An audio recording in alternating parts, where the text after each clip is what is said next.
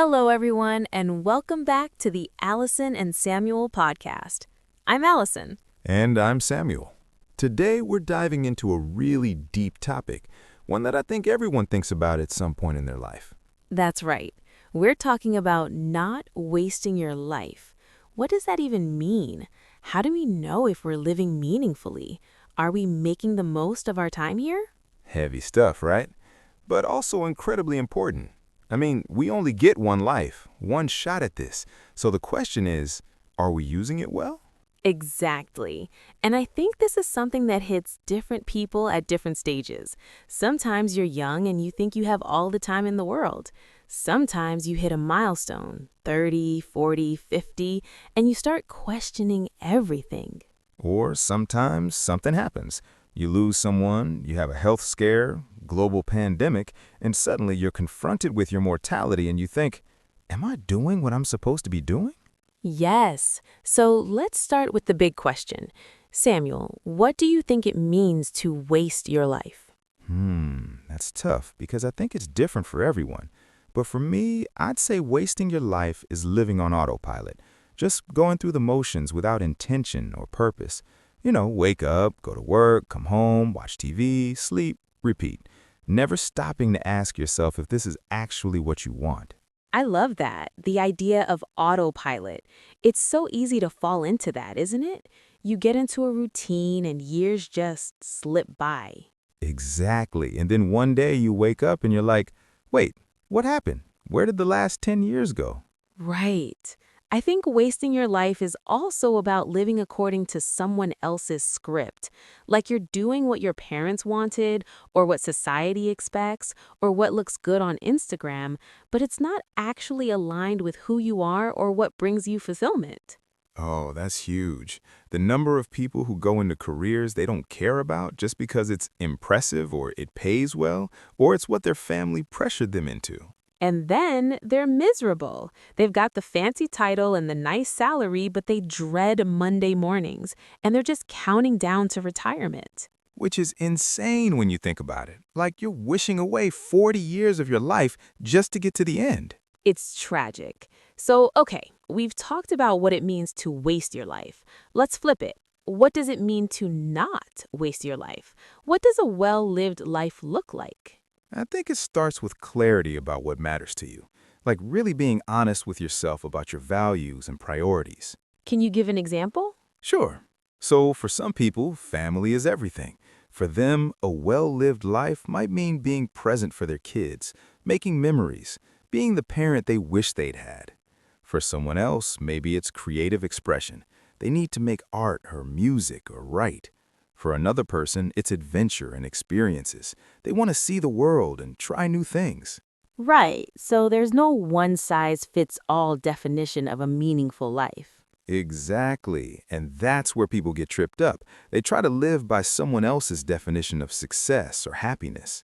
Yes, like society tells us we should want certain things, marriage, kids, house, career success, but those things might not actually fulfill everyone.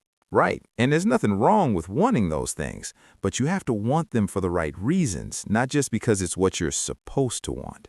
Absolutely. So once you've figured out what matters to you, then what? How do you actually live that out?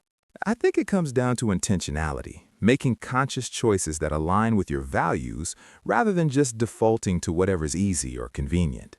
Give me a practical example. Okay, so let's say one of your core values is health and vitality. You want to live a long, energetic life. Well, that means you need to make choices that support that. Exercising regularly, eating well, getting enough sleep. But in the moment, it's easier to skip the gym, order takeout, stay up late watching Netflix. The instant gratification versus long-term fulfillment dilemma. Exactly. Not wasting your life means choosing the thing that serves your long-term vision, even when it's harder in the moment. That's so true. And I think that applies to relationships too. Like it's easy to just coast in relationships. But if connection and deep relationships are important to you, you have to be intentional about nurturing them. Yes, calling friends, making time for people, having real conversations instead of just surface-level small talk. That takes effort. It does. Okay, so we've established that a meaningful life requires knowing what you value and making intentional choices. But here's a question that I think a lot of people struggle with. What if you don't know what you value? What if you're lost? Oh, that's such a common struggle. I think a lot of people, especially in their 20s and 30s, feel that way. So, what do you do if you're in that place? Well, I think the first step is to give yourself permission to explore. You don't have to have it all figured out. That's relieving to hear. There's so much pressure to have a clear life plan. Right, but life isn't linear. It's messy and winding. So if you're lost, try things, experiment, say yes to opportunities that intrigue you, say no to things that drain you. Trial and error. Exactly. And pay attention to how things make you feel, what energizes you, what makes time fly, what do you talk about with excitement. Those are clues. I love that. Follow your curiosity and your energy. Yes, and also notice what angers you or breaks your heart. Sometimes our pain points reveal what we care about. Oh, that's interesting. Can you elaborate? Sure, like if you get really upset about environmental destruction, maybe sustainability or conservation is something you're meant to engage with. If stories about kids in poverty break your heart, maybe serving vulnerable children is your calling. Your pain can point to your purpose. Wow, I never thought about it that way, but that makes so much sense. Our strongest emotions, both positive and negative, are telling us something about what matters to us. So if you're feeling lost, look at what energizes you and what breaks your heart. Exactly. Those are your signposts. Okay, but let's address something practical. What about the people who feel stuck? Like, I'd love to pursue my passion, but I have bills to pay, a mortgage, kids to feed. I can't just quit my job and become an artist. Yeah, that's real. And I think it's important to acknowledge that privilege plays a role here. Not everyone has the freedom to just reinvent their life. Right, so what's the advice for someone in that situation? I don't think it has to be all or nothing. You don't have to quit your job and blow up your life to live meaningfully. Okay, so what does it look like then? Small steps. Maybe you can't be a full-time artist, but can you dedicate a few hours a week to your creative practice? Can you take a class, join a community of like-minded people? So it's about creating space for what matters, even if it's not your entire life. Exactly. And sometimes your day job is how you fund the things you care about. There's no shame in that. Work can be a means to an end. As long as it's not soul-crushing. Right. Like if your job is actively making you miserable and there's no path forward, that's different. But if it's just fine and it allows you to provide for your family and pursue your passions on the side, that's okay. I think that's really important for people to hear because there's this narrative of follow your passion and do what you love, but that's not realistic for everyone. And honestly, not every passion needs to become a career. Sometimes keeping your passion as a hobby preserves the joy of it. Oh, interesting. Say more about that. Well, think about it. If you love painting because it's relaxing and meditative, turning it into a business where you have to meet client demands and deadlines might actually kill the joy. The pressure of monetizing it changes the experience. Exactly. So maybe you keep your stable job and you paint on weekends just for you. That's still a meaningful life. I love that reframe. Not wasting your life doesn't mean your whole life has to be your passion. It means making room for what feeds your soul. Yes, and it's different for everyone. For some people, their work is their passion, and that's amazing. For others, work is work, and their real life happens outside of work. Both are valid. Absolutely. Okay, let's talk about time, because I think when we talk about not wasting your life, we're really talking about not wasting your time. Oh, for sure. Time is the one resource we can't get back. Right. So how do we use it well? How do we make sure we're not just frittering it away? I think it starts with awareness. Most people have no idea where their time actually goes. That's so true. It just vanishes. Right. So maybe the first step is to track it. For 1 week, write down how you spend your time. You might be shocked. I did this once and I was horrified at how much time I spent scrolling on my phone. Yeah, social media is a huge time suck. And the thing is, it's designed to be addictive. But when you're on your deathbed, are you going to wish you'd spent more time on Instagram? Definitely not. Exactly. So once you have awareness of where your time goes, you can make different choices. Like what? Well, maybe you realize you spend 2 hours a night watching TV, but one of your values is learning and growth. So maybe you swap one of those hours for reading or taking an online course. Small substitution, big impact over time. Exactly. Or maybe you spend an hour commuting every day listening to nothing. You could use that time for podcasts, audiobooks, language learning. Redeeming dead time. Yes. I'm not saying every moment needs to be productive, but being intentional about your time makes a difference. Right. And rest is productive. Like if you're exhausted and you need to watch mindless TV to decompress, that's okay. Absolutely. Rest is not wasted time. Rest is necessary. The problem is when distraction becomes your default. Absolutely. Rest is not wasted time. Rest is necessary. The problem is when distraction becomes your default instead of a conscious choice. Ooh, I like that distinction. Conscious rest versus mindless distraction. Exactly. Conscious rest is I'm tired and I'm choosing to relax. Mindless distraction is I don't know what to do with myself, so I'll just scroll for 3 hours. Yes, intention is everything.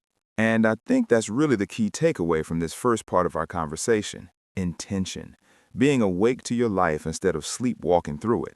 Perfectly said. So to recap what we've covered so far, wasting your life is living on autopilot or living someone else's script. A meaningful life starts with clarity about your values.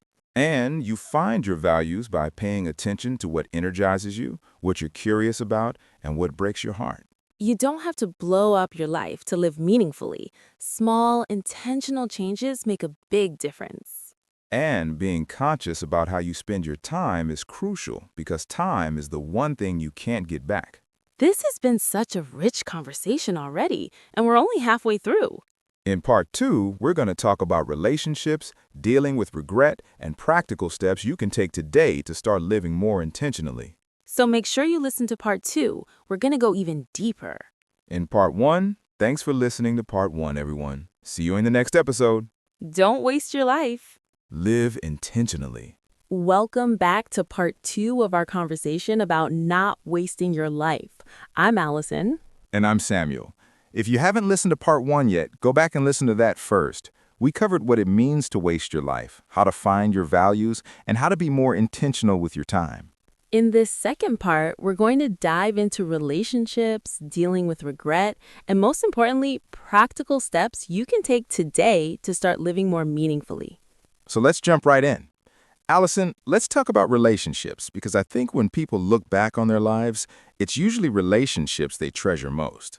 Oh, absolutely. There's that famous study. They followed people for like 75 years, and the biggest predictor of happiness and health was quality of relationships. Not money, not success, not fame, relationships. Right.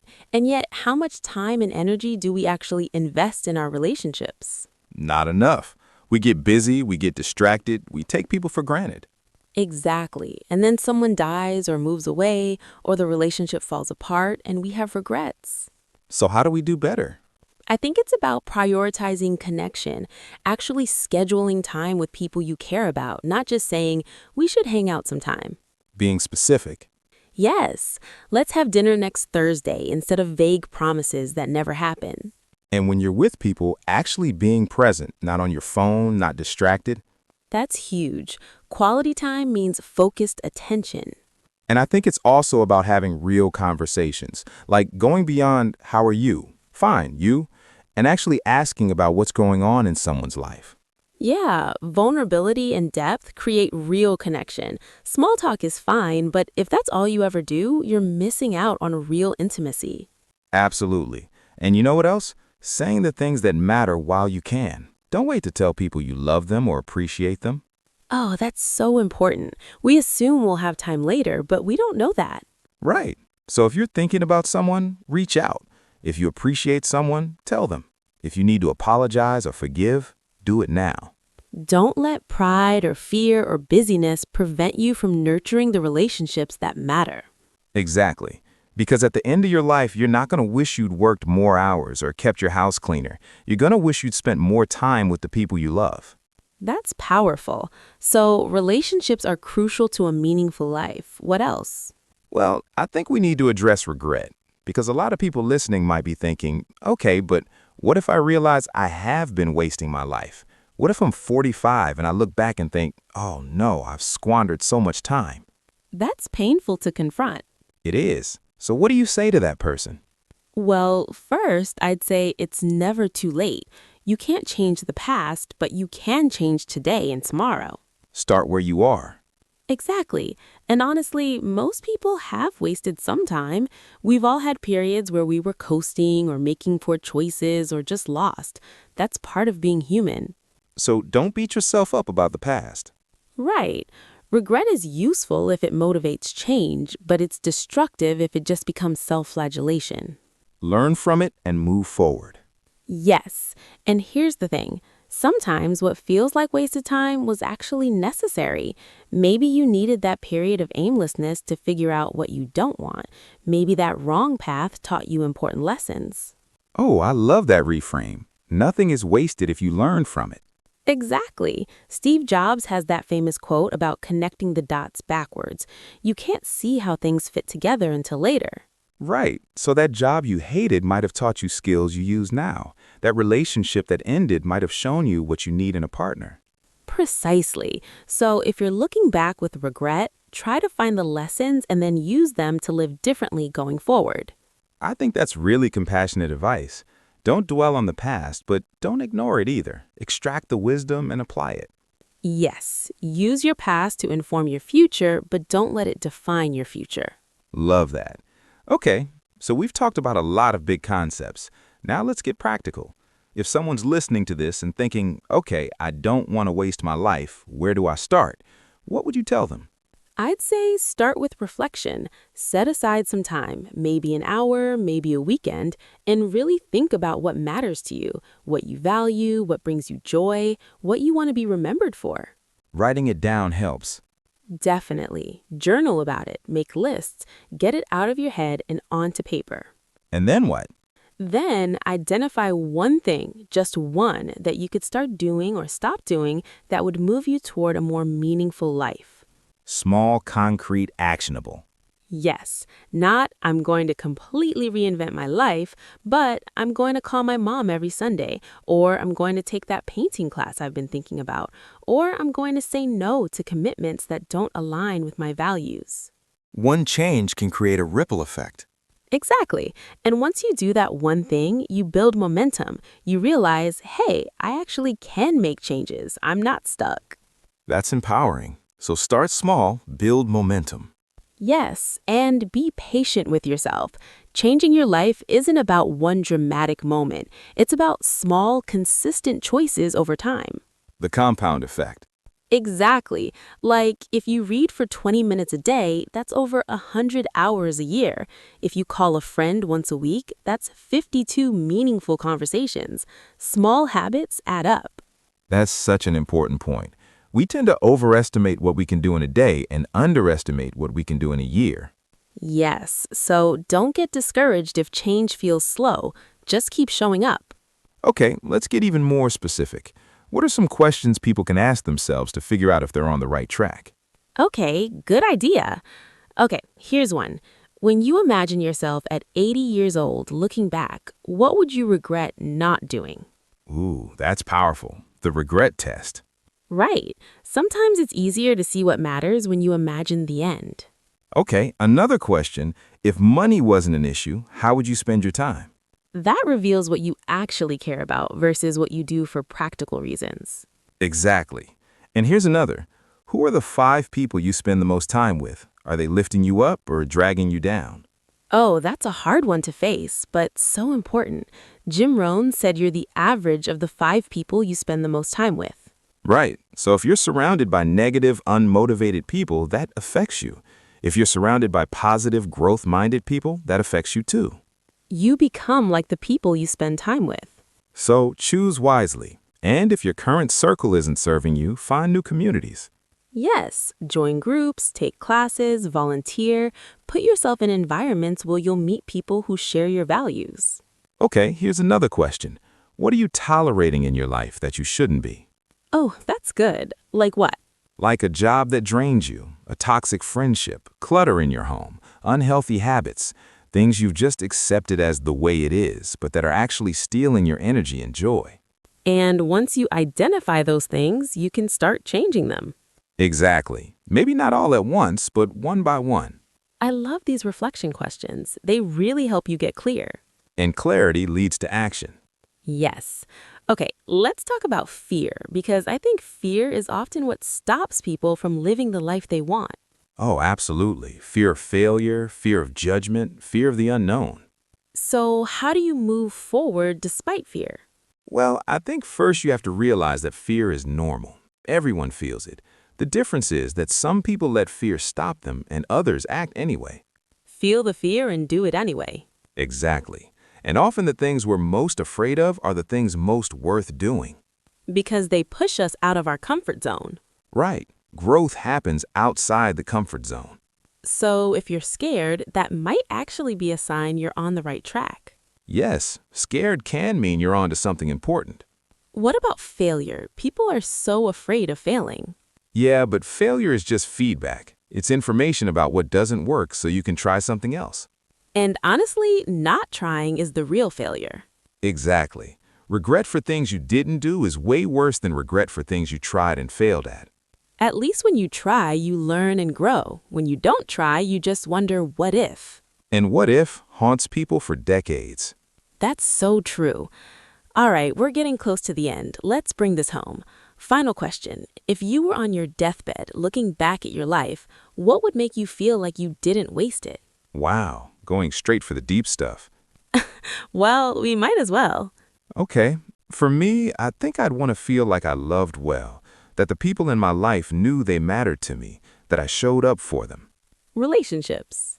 Yeah, and I'd want to feel like I used my gifts, whatever talents or abilities I have, to contribute something positive to the world. Making a difference. Exactly. Not necessarily changing the whole world, but making my corner of it a little better.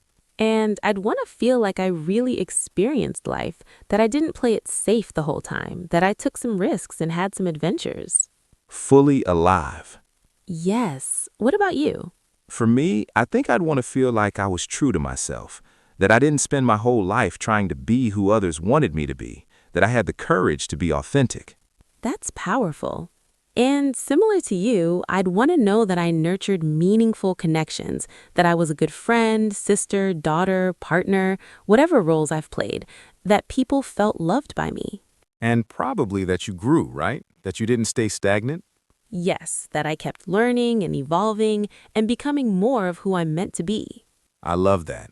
So relationships, contribution, growth, authenticity, experiences. These are the things that make a life well lived. And notice none of them are about money or status or achievement in the traditional sense. Right. It's all about how you lived and who you loved and who you became.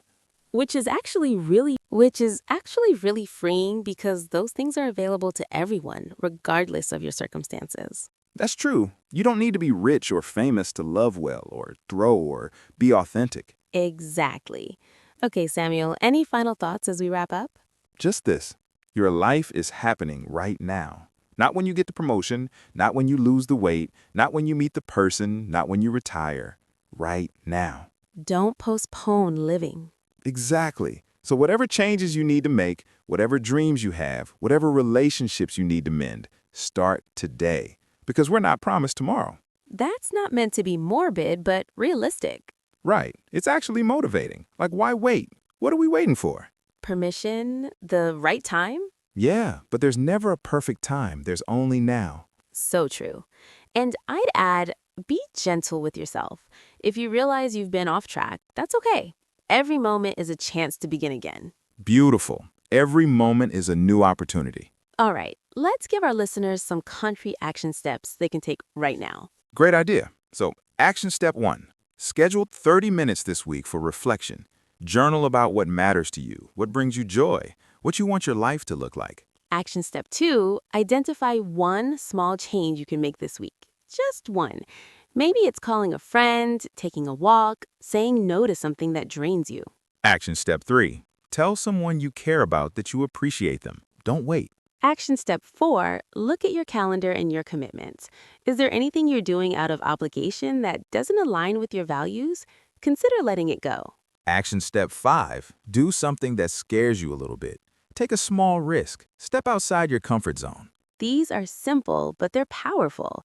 Start with these 5 things and see what happens. And remember, you don't have to have it all figured out. Just start.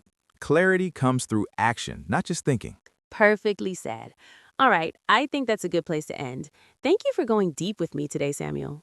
Thanks for the great conversation, Allison. This was meaningful. And thank you to everyone listening. We hope this 2-part conversation sparks some reflection and maybe some action. If you enjoyed these episodes, please share them with someone who might need to hear this message. And let us know what topics you'd like us to discuss in future episodes. Until next time, don't waste your life. Live intentionally. Love well. Be fully alive. Bye, everyone. Goodbye.